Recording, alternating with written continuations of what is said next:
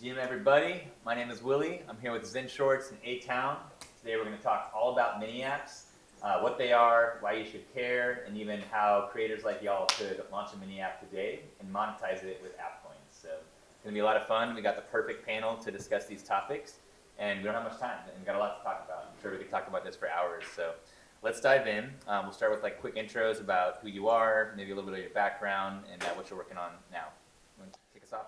Hey everybody, my name is David Hernandez. Online, you can find me at Zen Shorts. I came into the space actually as a event producer, creative producer, and now, while I'm also doing that, I'm a creator. I'm a photographer, an artist, and why I find myself on this panel is I created and vibe coded with partner Shia Stark, I'm out of SF, a mindful AI wallet companion that is living in the mini app ecosystem on Base and Farcaster. So that's one of the projects I'm working on. Cool. Hey everyone, I'm Atown. I'm the founder of Emerge. I've been basically building in crypto for the last 6 years, ran my own agency, helping people launch NFT projects, building apps around their NFT collections. Spent most of last year as a PM at Rodeo, building that creative social network. And then for the last 6 months, we've been working on Emerge and had a lot of fun kind of deploying that mini app out to Farcaster and Base and got a lot of good feedback. People really seem to enjoy messing around with it. It's pretty sick. Definitely recommend checking out both these dudes. Mini apps, Emerge and Pocki. And yeah, this is perfect. We've got a creator turned builder, founder, largely thanks to like vibe coding and the fact that like anyone can launch apps now, even if you're a creator. And don't consider yourself a builder. We're all builders now. And then A-Town, builder primarily, but now also I would definitely consider you a creator and someone who's building in public. I'm also not an engineer, so vibe coding has definitely helped me as well. Me too. I'm a product guy by trade, and I've been very bullish on mini apps since even before Farcaster made the mini app standard, particularly mini apps and social. And so let's talk about it. What is a mini app compared to an app? Is it just a small app? Like, what are these mini apps and where do they live? I'll take a stab at it. So at least the way I understand it, the mini app ecosystem, one is decentralized, right? So instead of having to create an app and wait for Apple to approve it and deal with all the regulations that go with either the Android store, Google Play Store, or Apple's ecosystem, the mini apps, like you could ship an app, pretty seamlessly, pretty frictionless. It doesn't have the same distribution channels that like an app store would normally. At least I think that's kind of on the clunkier side currently, but for me, I kind of see it has all the functionalities of an app that would live, on the app stores, the traditional app store, but it just doesn't have that kind of like big brother watching over it. Well said. Yeah, it wasn't even like the main thing I think about with mini apps, but yeah, I love Apple devices, but their dictatorship on the app store like has to end. It's terrible. What would you say, A-Town?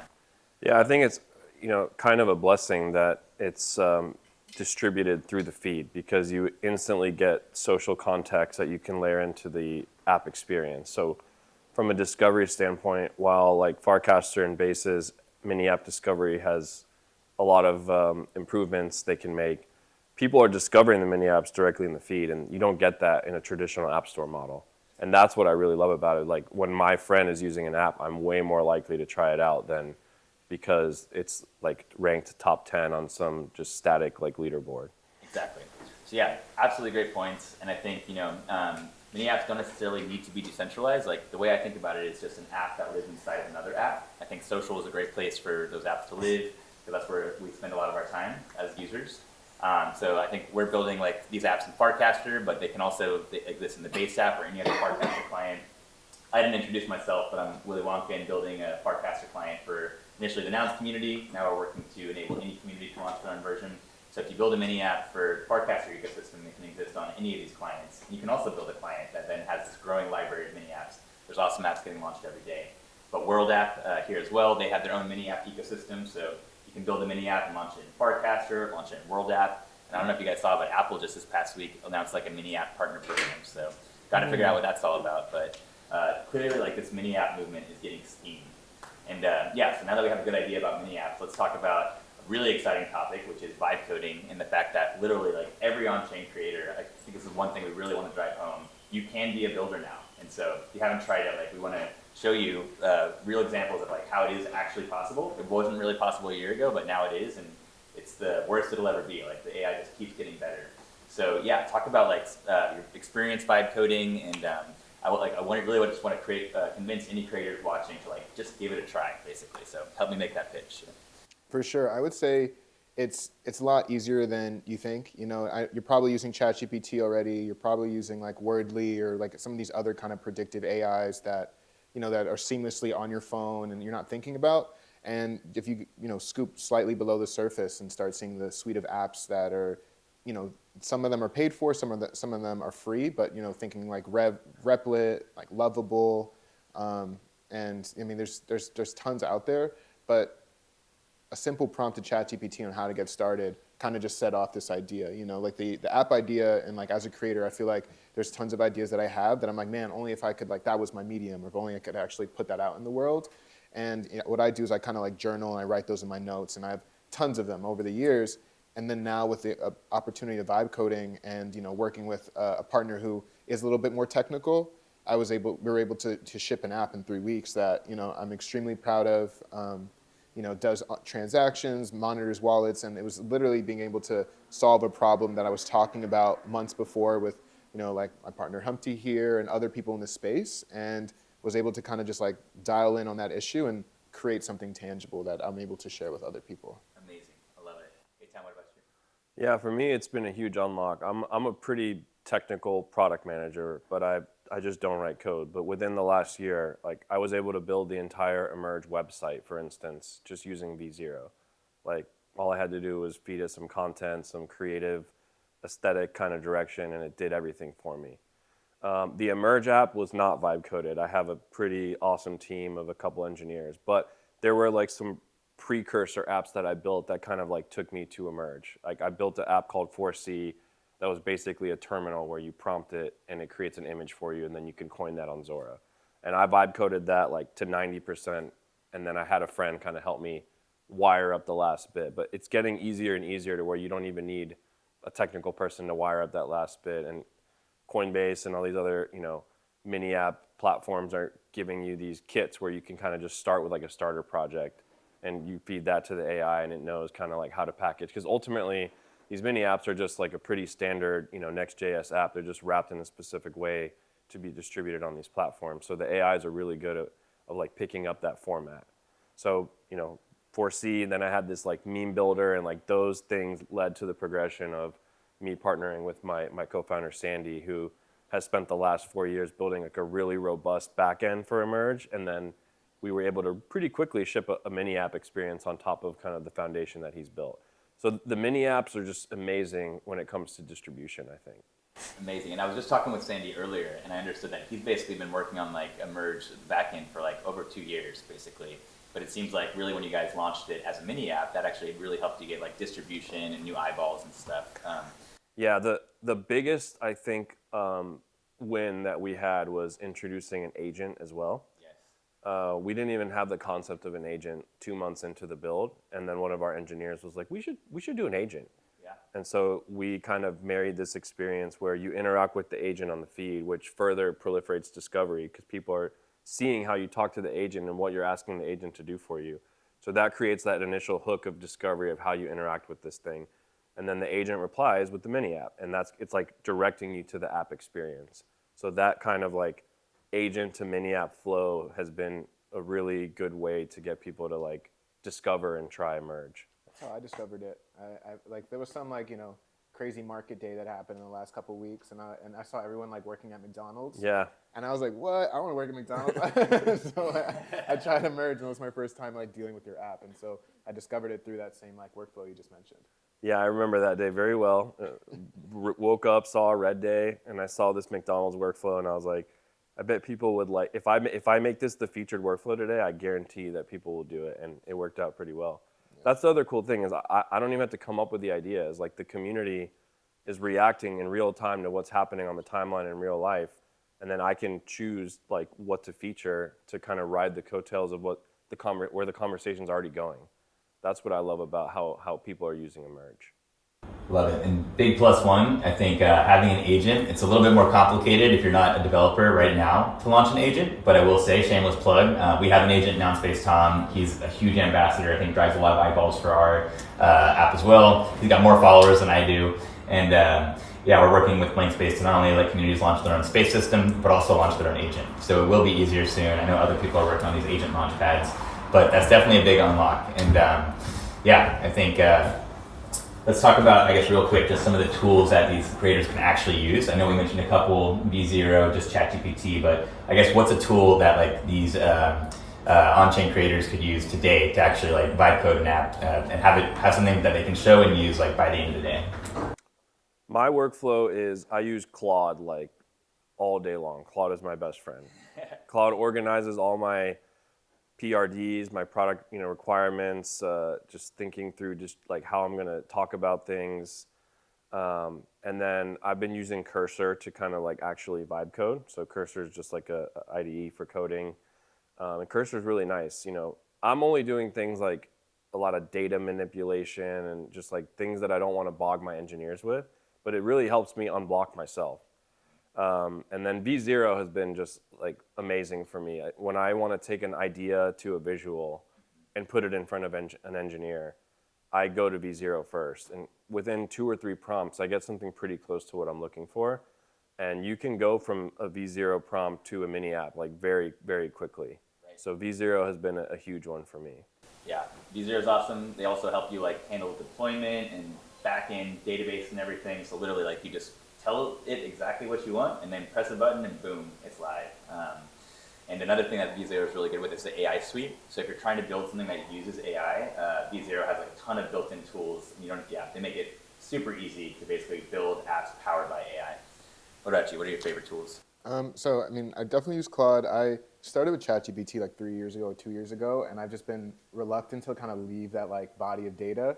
But I'm, even just hearing you, a lot of people in my ear about using Claude, so I think I'm going to like kind of fully transfer over. For Pocki specifically, just a tool that I really didn't even really know too much about was Replit, and just like in terms of just seeing, building the code, building the product. Replit was something that I had to watch tons of YouTube videos on, had to sit with people. It was a little bit more of a learning curve than just like a normal like chatting agent, but it's just very much like revolutionized the way I see mini apps. And then beyond that, just kind of like talking about just the agent side of things. Like I know Base is really favoring XMTP, which is a protocol that helps with messaging and like these like DMs, which we're very used to on social apps, and this like for the social graph of Farcaster and Base. And so I know that's very much in the early stages. We got very much like a white glove service just because the team is very hands-on there. But that's just, I hope that as that improves, that's just another tool that people are able, or creators or whoever is able to add into their toolbox for these apps. Yeah, Replit's another great tool. And you guys mentioned Base, both like the APIs that Base offers and then the Base mini kit. So definitely if you're planning to build a mini app, Base has like starter repos and just tons of documentation as well as like free APIs that you can use to power your app. So definitely recommend checking it out. Another pro tip is like you can always copy the links to the docs and just give it to the AI to make sure that it has a really good understanding of the tools available for it to use. One other one is, this isn't an AI tool, but like if you want to do anything in your mini app that has like social components, Naynar just unlocks everything. Like our app would not be possible in its current form without Naynar. Neither would ours, yeah. So +1 Naynar. Pocki as well. It's definitely for reading the social graph and just understanding what's happening, like where the people are, for sure. One last one I'll shamelessly plug is if you're going to be selling something through your mini app and you want people to pay with coins, we've gotten so many just positive like pieces of feedback for using DymoPay.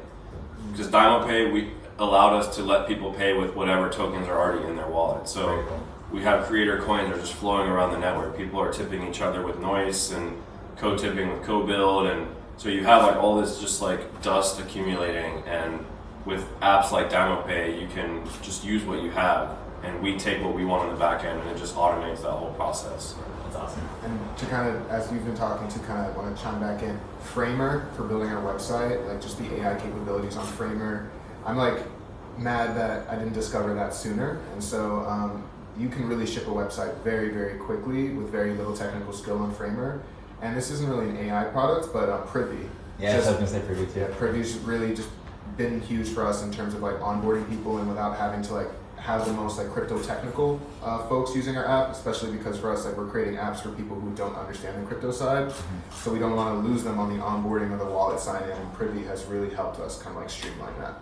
And for those who aren't privy, can you tell us a little bit more about what Privy does?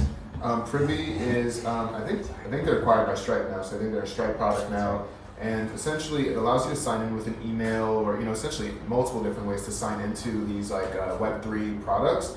And they create a wallet for you on the back end, where you have access to those keys if you need them or want them, but it kind of like hides all the wires of like that normally that we're used to as like clunky Web3 people. But Privy is making that on-ramp to these mini apps so much more seamless for people. Totally, yeah. Privy really has made it much easier to build an app where people can connect their wallet or connect and sign up with traditional Web2 things. And this wallet they gave you is powerful too. It's an embedded wallet, so it's also just made the user experience of a lot of these apps much better. Instead of having to manually sign every transaction, if you have an embedded wallet, Privy can do that in the background for you, which is pretty sweet.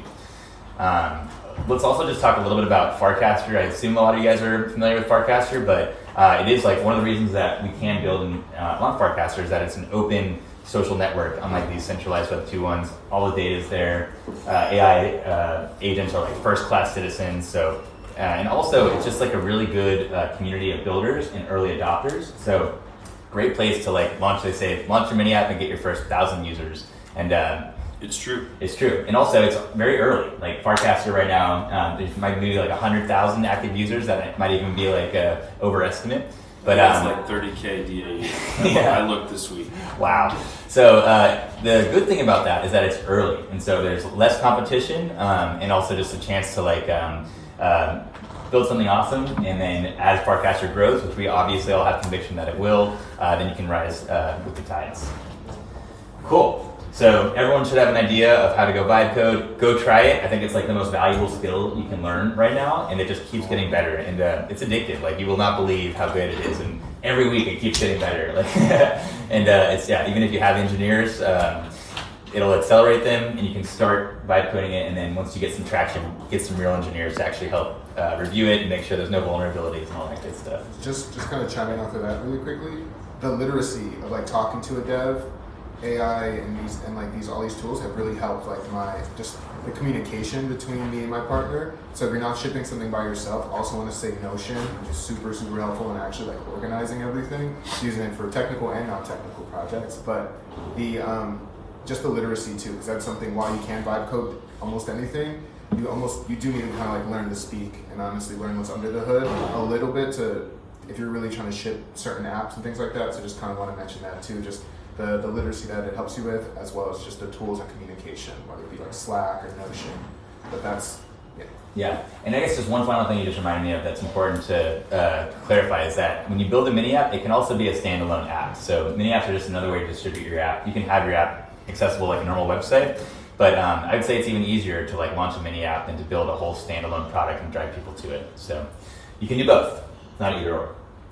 So I want to talk about a new meta too, which is these app coins, and is a way that any creator today can launch a coin and basically add an additional, at least one new revenue stream for their app. So let's talk about app coins. Do you guys have coins yet? Are you planning? Can you say if you're planning to do coins, and just talk about how this whole app coin system works? I can start because we do have a coin. So for us, we are just huge fans of what Clanker has given builders as far as the ability to kind of self-fund and bootstrap something. And so we always knew we were going to launch a token pretty shortly after we launched the product. But we personally wanted to have a product in market first before we launch a token.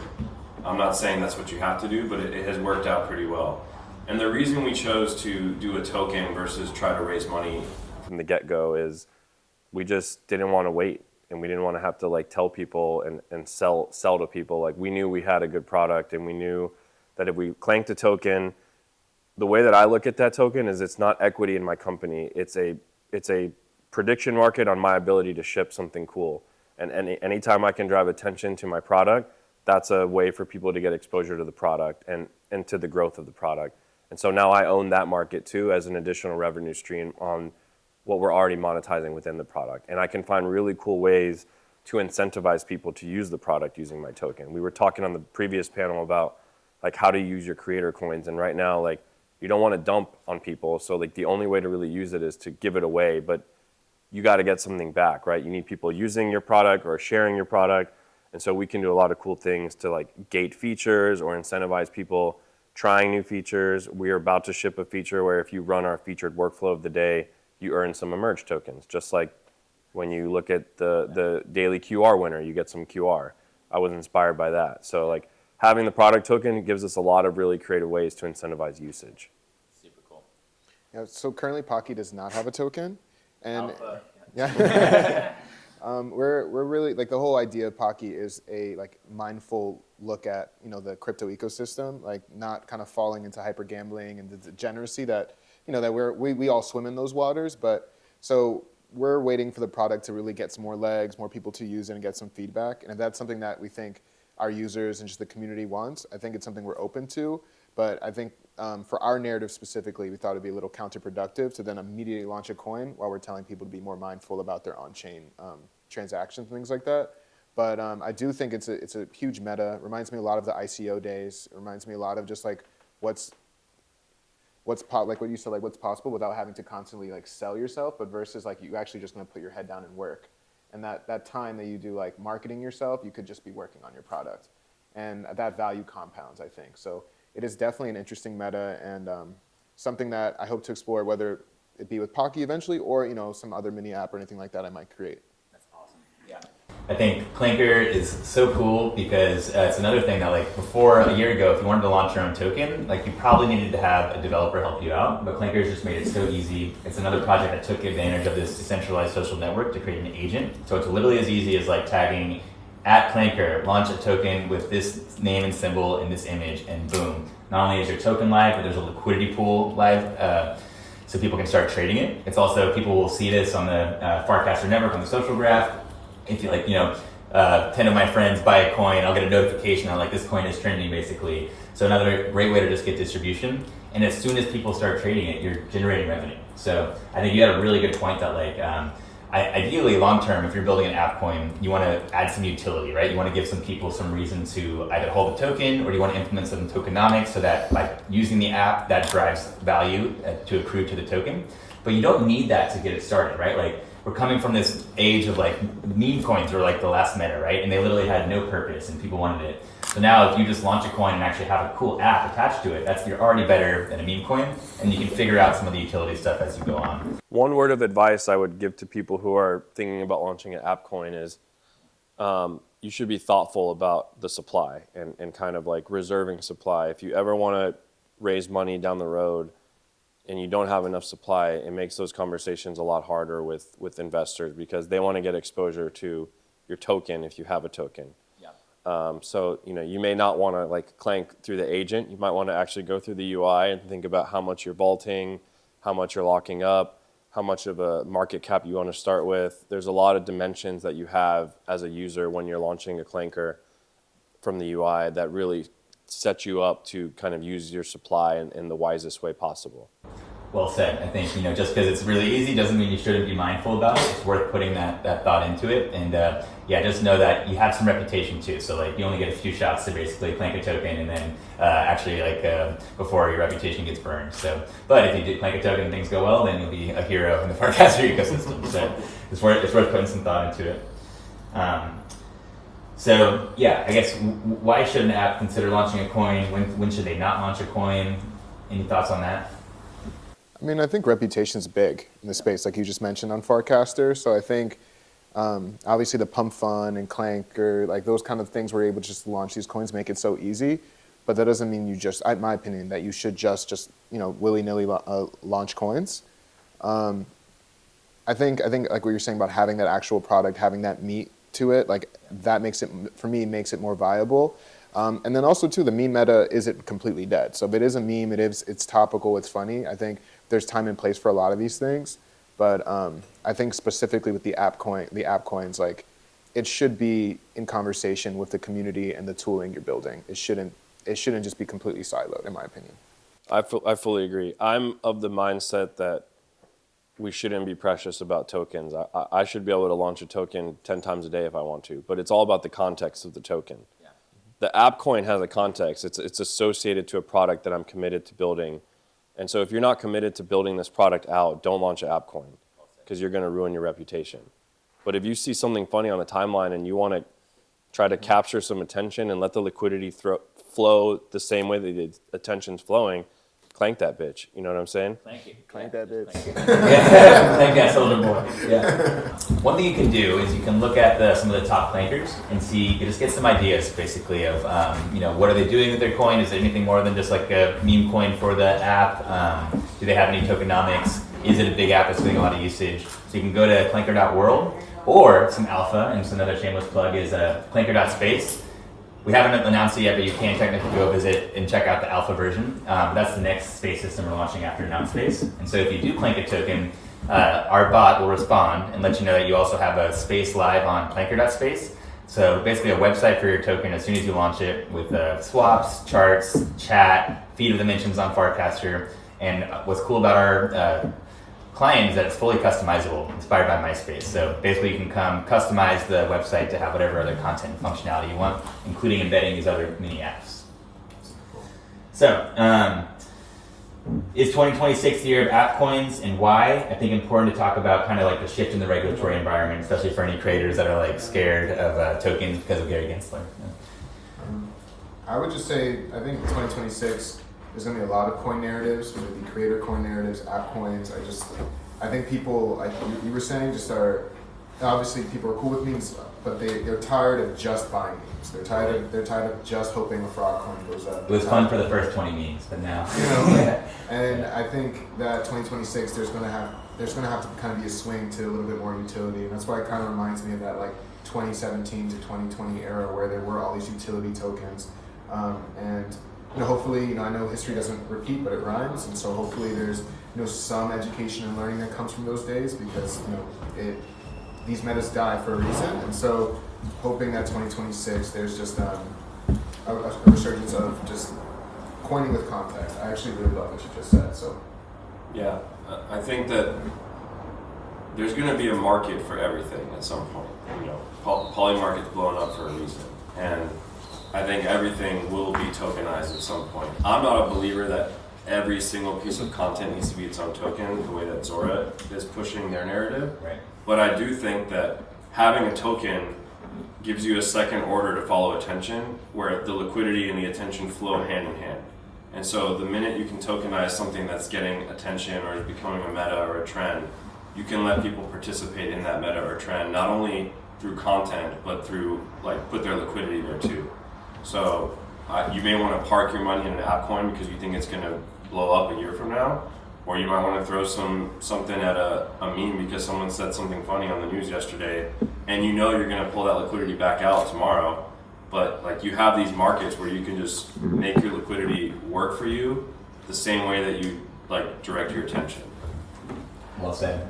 All right, I got one final topic I want to discuss that I think will be helpful for the creators before we just do some closing thoughts, and that's just this concept of tokenomics and utility. Like, how can you move, if you do decide to launch a coin, how can you move it further down the spectrum of actually having real utility and use case, or just strong tokenomics?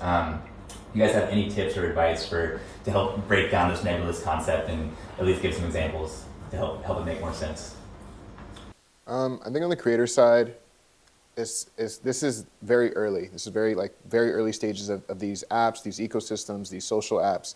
And so if you're expecting to just hit gold immediately and not be consistent, whether you're building apps, creating content, or whatever it is, I think you have to stay present and show up, whether that be online, at the conferences, in your local crypto communities, but actually start building community because you're going to start hitting walls. You're going to have reasons to not keep going. You're going to have deep red days where you're going to have to apply to McDonald's. There are going to be days where you're going to need a reason to keep going and that kind of North Star. So make sure you have that, but also understand that, the same way people have had Instagram accounts for 15 years now, they didn't wake up with 1 million followers, not most of them. So just understanding that there's a consistency, but also you want to stay genuine and you don't want to burn out. I think for me, I can't tell you that I've fully cracked the code on how to use your app coin, but I will say, the one thing I was sure is I didn't want to just sell my coin to fund my project. I'm trying to find ways to distribute the coin to incentivize people to hold it. or use it to reward people. I pay engineers and designers and content creators in my coin. I strike up deals where I give them half USDC and half my coin so that they have a little bit of upside on the thing that they're working on to like want to be involved long term. That's one way I use it.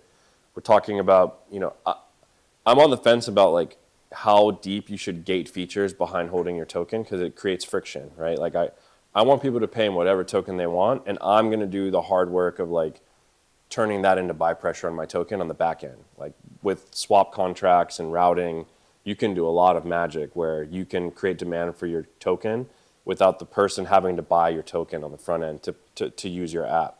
Because for me, I want people to use my app as freely as possible and share it as freely as possible. I want them to get advantage of all the features, and I don't want to have to be like, oh, but you need to hold this amount of my token. Pay with what you have. We like I said, the tokens are flowing in these ecosystems. So I want people to use what they have, and then I can create interesting mechanics where like I turn that into buy pressure on my token on the back end. Great points. I agree with all of that. I think one thing I'll add is that it's hard to get users to pay for any app these days, right? So much is free, and like it's hard to get someone to pay $1. But if you have a cool token and any kind of tokenomics, maybe you can even subsidize payment if you have something to pay for by rewarding them with your token. People are often willing to buy more than $1 or $10 or $100 or $1,000 of a token because there's some upside. And it also helps you build this community. I think you guys touched on a really great point there. Like, I'm a big fan of communities. That's what we're focused on. And I'm sure a lot of you creators either have a community, and if you do launch an app and it has a token, like tokens kind of help to create a community because these people buy it, and there's all these people that are, they share some things in common because they both invested in this token. Bracky is a really good example of that. It's another top mini app where you can bet on different sports competitions, and basically because they have this token, they now have this really strong community that then also helps support them. They're invested and aligned in Bracky's success. So yeah, I think one other example I'll give, you guys know about creator coins. Creator coins and Zora have incredibly strong tokenomics. And so you might not know this, but whenever someone buys one of your pieces of content, behind the scenes, by default, they're basically buying the Zora creator coin, and then the Zora coin. And then all of the creator coins and content coins that are paired with Zora, basically, as more Zora gets bought, they all rise up together. So that's like a killer example of really strong tokenomics of a flywheel where basically Zora is driving all this buy pressure because whenever any user creates content and it gets bought, people are buying Zora behind the scenes. It's one thing that we are working on for Nounspace. So, and for blank space in these space systems, if you launch a token and you have a community, you can have a space for your whole community to hang out and coordinate. And then what we're working on is enabling you people who post from your client to then automatically have that paired with either your creator coin or soon with any arbitrary token. So if you launch a Quaker token, you can basically incentivize members of your community to coin content by posting from your client. Whenever anyone buys it, either in your space system or in the broader Farcaster ecosystem, they're really buying your token. And that's just some killer strong tokenomics that we're going to try and make it as easy as flipping a switch for every community to have access to. All right, enough shilling. You guys want to have some more time to show what you're doing, or leave us with any other final thoughts of inspiration? My name is David again, Zen Shorts Online. I'm building Pocki. Love for you guys to check it out and hear any feedback. The whole idea behind it is just a more sustainable and more mindful future for on-chain transactions and on-chain use. And so that interests you, check it out and let me know what you think.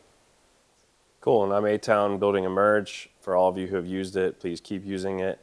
It's been really fun seeing what people create with it.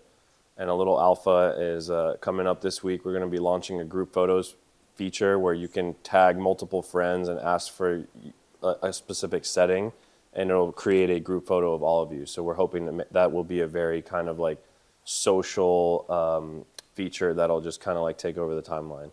I love it. Thank you guys so much. Check out their apps, and then after you've checked it out and have a good idea of what a good mini app looks like, vibe code your own. Can't wait to try it out. Tag us when you guys launch it.